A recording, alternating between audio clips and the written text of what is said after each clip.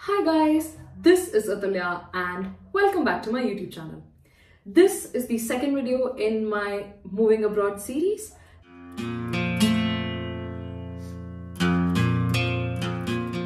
The first video was very well received, and in that video I have majorly spoken about what all things should you be doing before moving to Australia. In this video, I'm going to talk about the stuffs that you need to know or you need to do within the very first week of you landing here in Perth. For this, my persona is going to be somebody who has moved here for work. And in my upcoming videos, I'm going to have international student persona as well. So stay tuned and hit that subscribe button and that bell icon so that you don't miss any of that. So without further ado, let's get started. So let's first talk about the transit.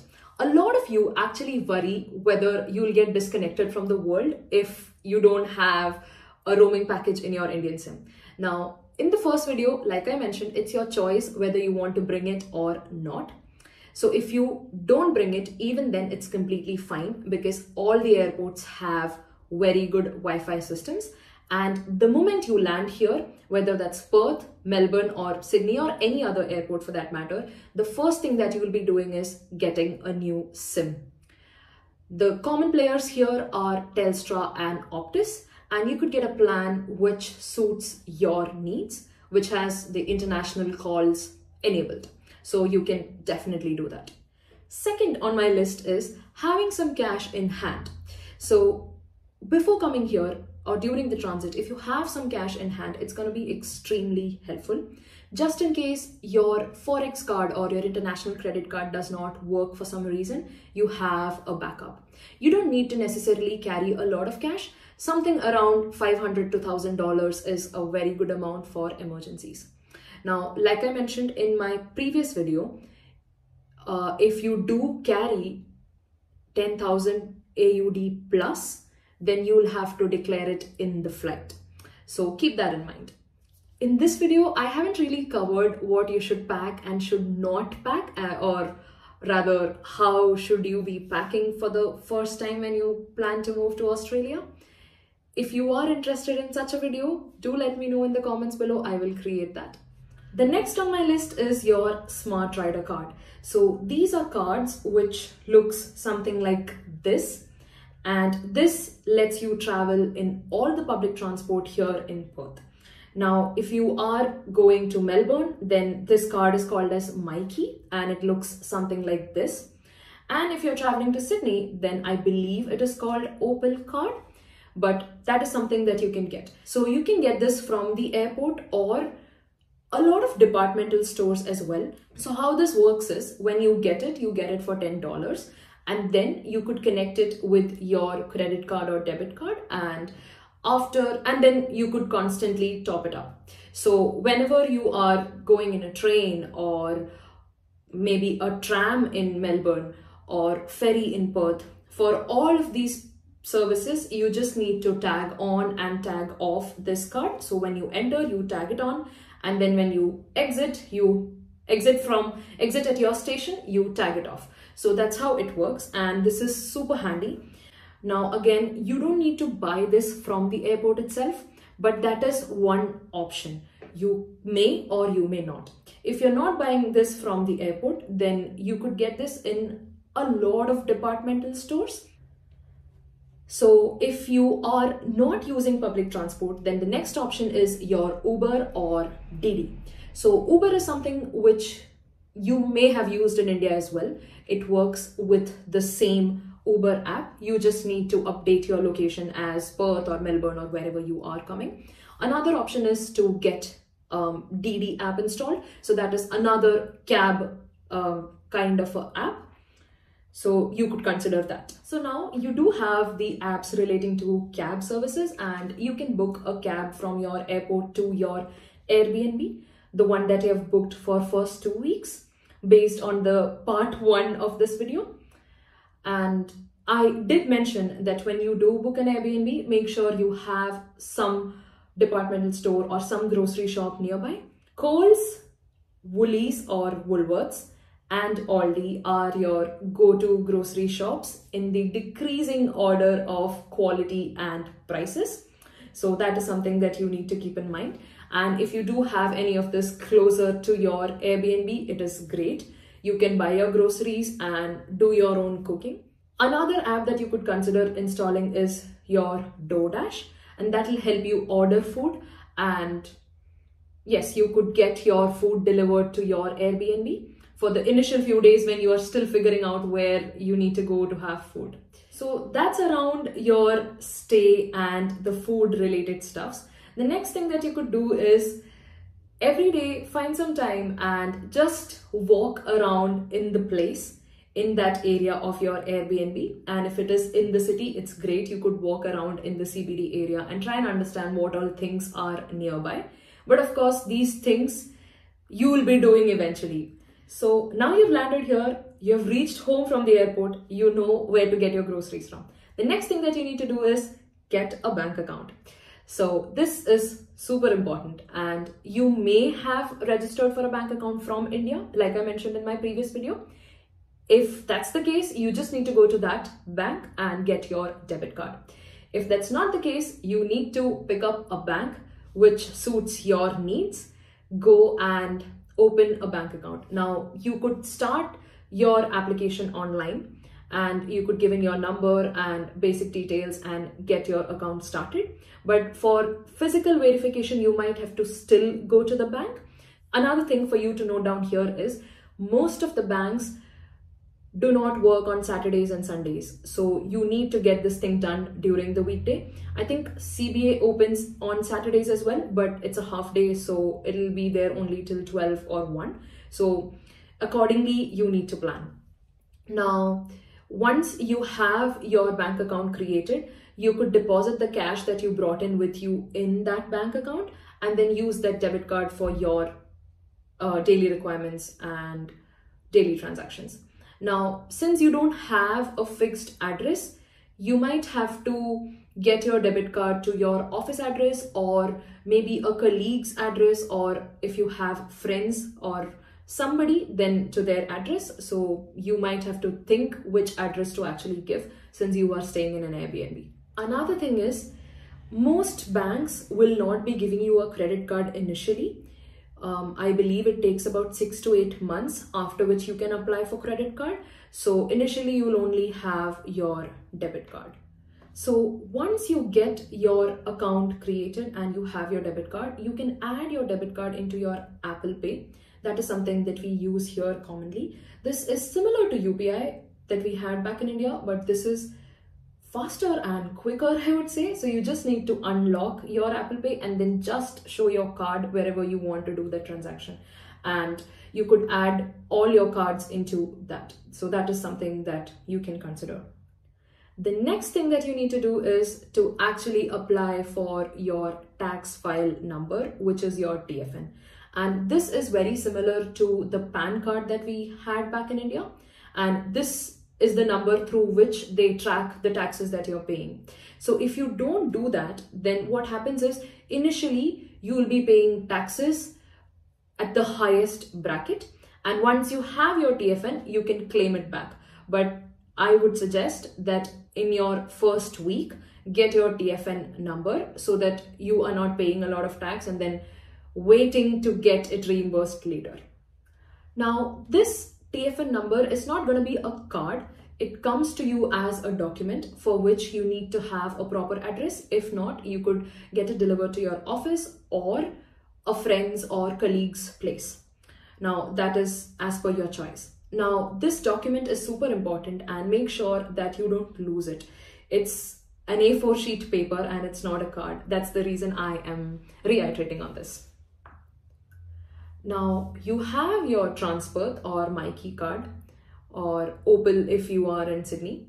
You have your bank account, you have your TFN number, and you have an Airbnb to stay. Now, the next thing that you need to do is to actually find a location for yourself, or find an accommodation for yourself.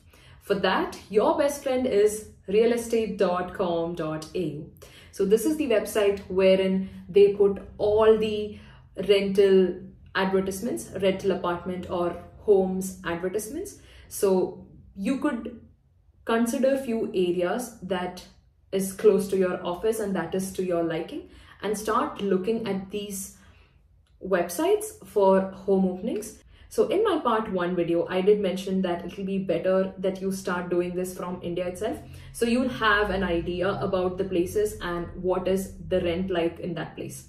So once you come here, you start booking for your home viewing and actually going to the homes and start viewing, and then maybe put in offers if you like. So like I mentioned, since you have just moved here, you'll not have a lot of documents. And in order to actually get that home, you might have to put in a very high price in your offer. Say for example, if the property is listed at 480, you might have to quote maybe 550 or 540 to actually get that. That is one. Second, you could get some reference letters from your friends or family or a colleague who is either a PR or a citizen here. I understand that you haven't lived in their apartment or house, but it's better to have something than nothing. That's one. Second thing is, like I mentioned in the part 1, be sure that you have your rental transactions or your mortgage payments, timely mortgage payments from India, just in case they ask for that reference. So these documents would help you secure that home in a faster and easier way. Because sometimes what happens is, if there is just one home opening and there are 30 odd people trying to get that property, then what do the owners see? They see whether you are a person who pays your rents timely or not, and whether there is somebody who can vouch for you, and these sort of things then comes in handy. Another thing that you could do is you could prepare a resume for your family, just to tell them what sort of person are you, what sort of family are you, and what are your values and things like that. So when you do apply or when you do put an offer, there are certain questions that you need to answer. So if you already have a family resume, it would be great. So once you secure a home, then comes your next set of expenses. Like for example, whether your home is furnished or not furnished. And depending on that, you may have to buy some furniture. Now, A-Mart is a very good place to buy furniture at a reasonable price. Then if I talk about the different shops that you can consider for clothes and your, if you have kids, then toys for them, clothes for them, those sort of things you can definitely get in Big W. Kmart is another option where you can get all your kitchen related appliances, your bowls, plates, then air fryer and things like that. You get those things at a very cheap cost. And everything in Kmart is made in China. So most of it is very cheap in cost. And I would say that it's decent quality. Then, so Big W and Kmart would basically cover all the stuffs that you'll need for your home.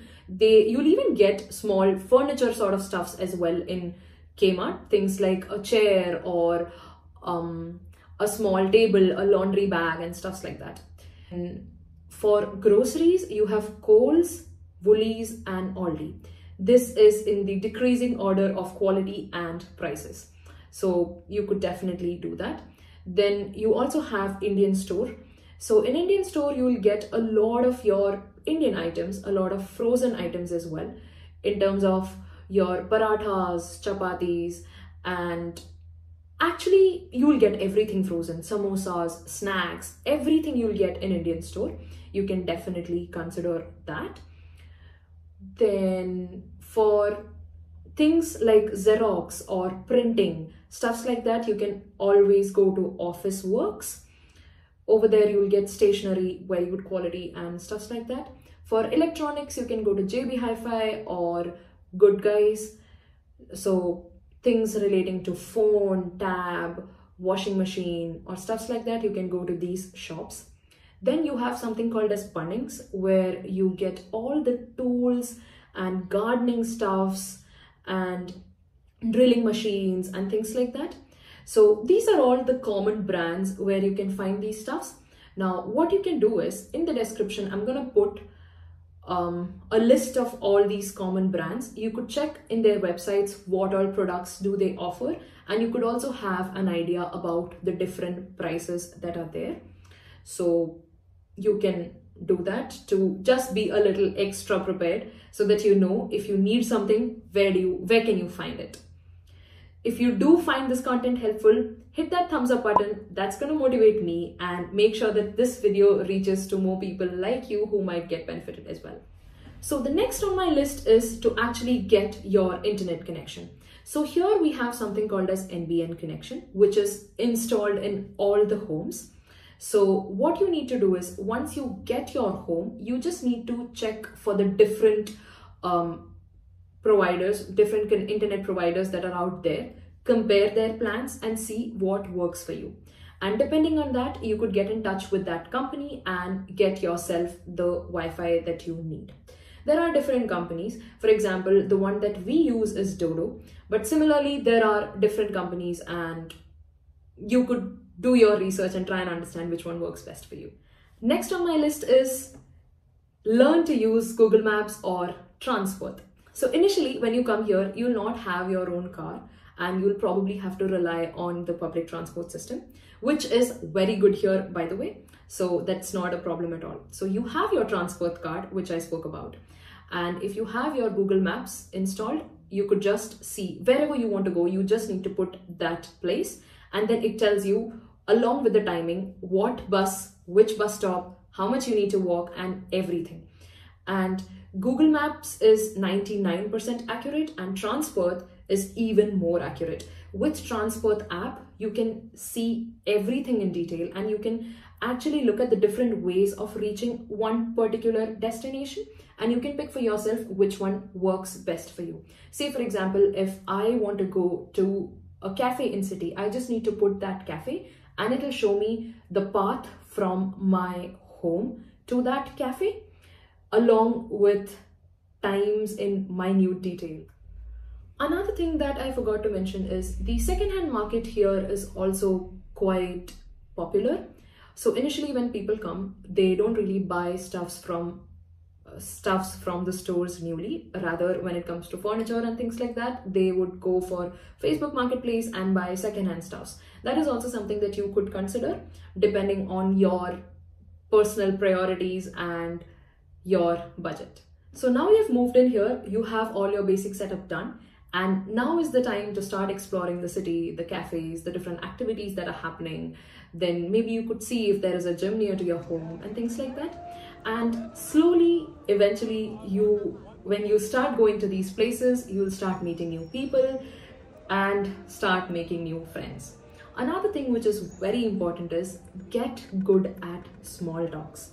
And since you have just moved in here, it's important that you start taking efforts to introduce yourself and build connections. You might have to start conversations and be open about it, and that's extremely important. Otherwise, you'll start feeling lonely pretty soon, and that's not what we want, right? So it's important that when you meet people, you should head towards them, start introducing yourself, and engage with them in conversations. That is going to help you build connections eventually and have friends as well. So I believe that I have covered all the major things that you need to take care of when you just land here. And if there is something that you believe I have missed, put it down in the comments below so that people can be benefited. And I am also going to put a checklist in the description for you to just download it and do everything step by step. I hope that this video was helpful for you, and I hope that you found some value, and if you did, do hit that thumbs up button and share this video with your friends and family who would be benefited if they are making a move to Australia. There are a lot of videos that is going to come in this series, which I have planned. Next few videos is going to focus on international student persona, and the content in that video is derived from people who have come here, studied here, and their learnings, the best things that work for them, the tips and tricks to make your life easy here. So if you are interested in that sort of content, do hit that subscribe button, share this with your friends and family, and stay tuned for the upcoming video. Let me know in the comments below if you have some video suggestions, specific questions that you might want to ask me. I read and reply to every comment out there. Until then, thank you so much for watching. This is me, Athulya Nair, signing off. Ciao!